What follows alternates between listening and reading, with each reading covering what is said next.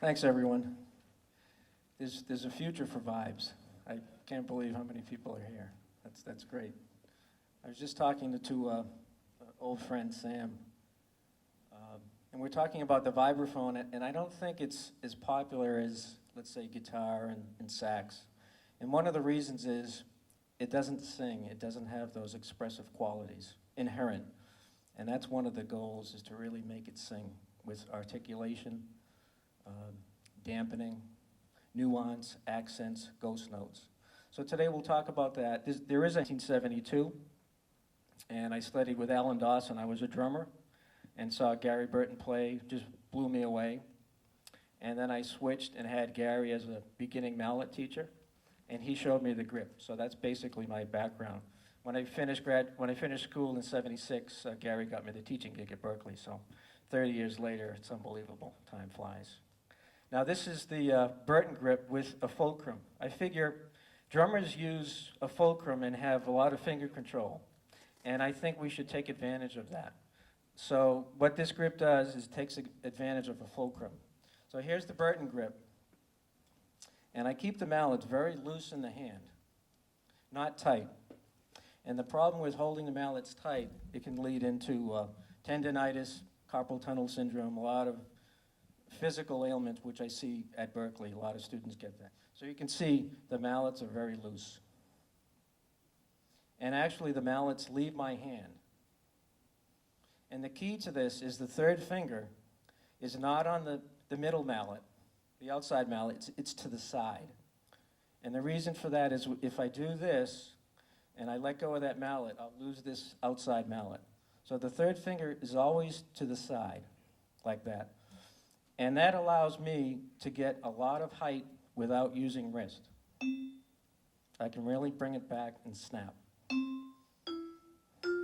So that's the outside mallet. The inside mallet is basically the same thing. So the fulcrum is between my second and thumb, or my third and thumb. Now most players in the Burton Grip will use a rotation. That can lead to problems in the elbow. So what I like to do is more of this mallet, just like you're playing drums. It's an extension of your arm. So just up and down, very loose. So I can bring it up, and then if I want to get a lot of power, I can just snap it. As opposed to just the sideways.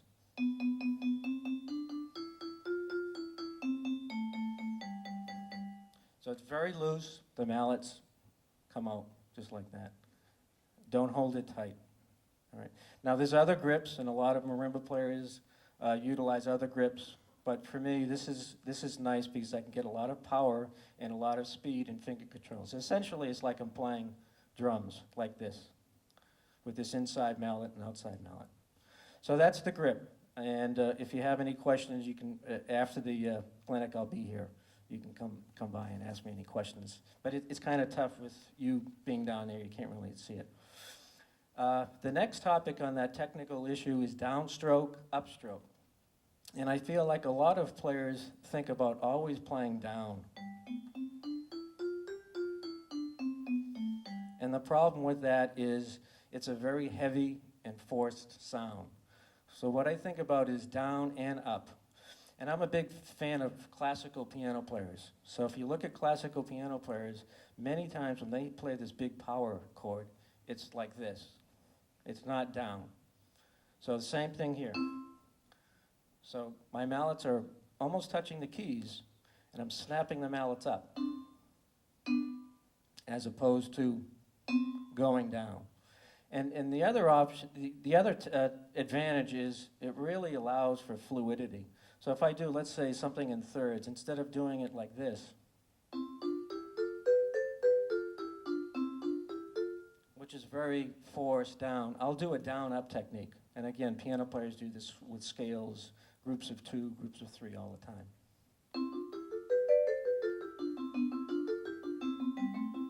So you can see it's very easy, but my wrist is very loose. That's the key, the up and down. You could do it with scales. You can do it with octaves. So it's a down-up technique instead of always down. The next technique is dampening. Now that's a big thing. A lot of marimba players that go to the vibes don't think about dampening. They don't have dampening on the marimba, although I think they should. And that's one of my pet peeves. For me, as I was talking to, I think, Bill Mollenhoff today, and we're talking about marimba players, how the low end sometimes rings, all the notes ring together, and I don't understand it. I think there could be dampening. Could be dampening on marimba. But anyway, that's another story. Dampening on vibes is critical, not only in terms of solo playing, but just playing lines. Like I said before, we're trying to play this instrument and make it sing. And with dampening, you can get a very legato articulation, and you can also get like slurs, like bending of the notes. Okay, let me illustrate a few dampening type things. I don't think we'll have time today to get into the dampening techniques. There's basically 5. There's two-hand dampening techniques, and I'll show you those.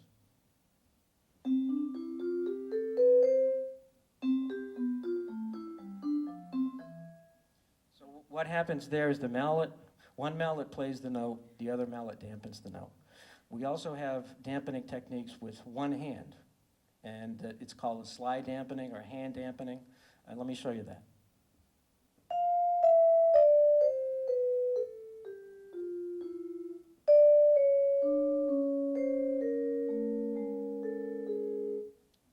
Now, if I play that scale without dampening, it'll sound like this.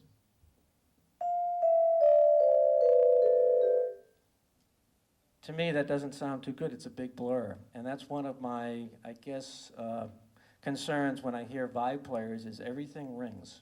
They're not concerned with the cutoff. That's the most important thing is not only the attack of the note, but the cutoff. And we want to play this instrument with clarity and a very full sound, but clarity. And the problem is everything rings, you hear no separation apart, no dynamics. So dampening is very important. I'll do a dampening technique. This is like a slur. It sounds like it's bending a note.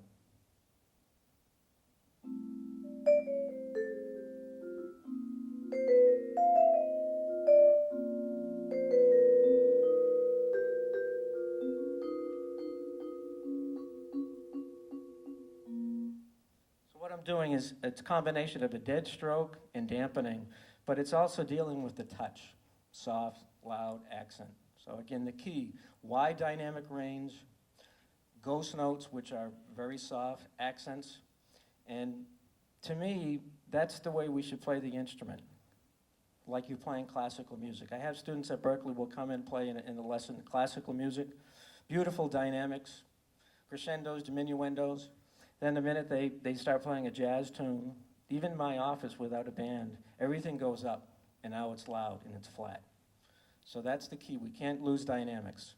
Very important.